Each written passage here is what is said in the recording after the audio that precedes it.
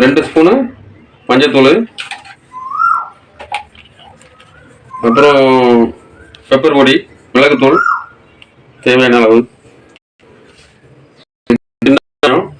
சின்னதாக பொடிசா நறுக்கிடுங்க. அப்புறம் சீரகம் தேவையான அளவு, சீரகம் போட்டாச்சு. அதுக்கப்புறம் கொஞ்சம் மல்லி இலை கொஞ்சமாக தேவையான அளவு,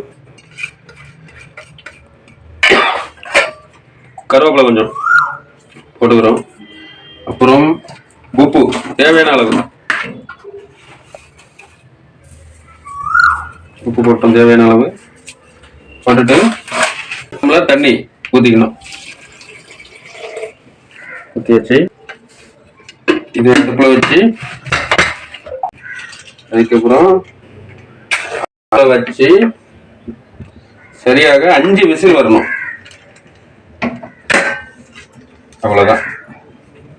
5 விசில் வந்தா சூப் ரெடி. சரி, 5 விசில் வந்துட்டது, இறங்கியாச்சு. வாவ், தான் சூப்பு. இப்ப இதை வடிகட்ட போறேன்.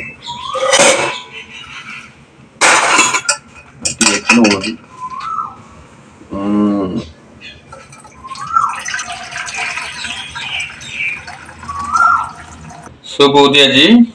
இதில் கருவேப்பிலை மல்லி கொஞ்சம் போடணும். கொஞ்சோண்டு போட்டு உப்பு டேஸ்ட் பார்க்கணும்.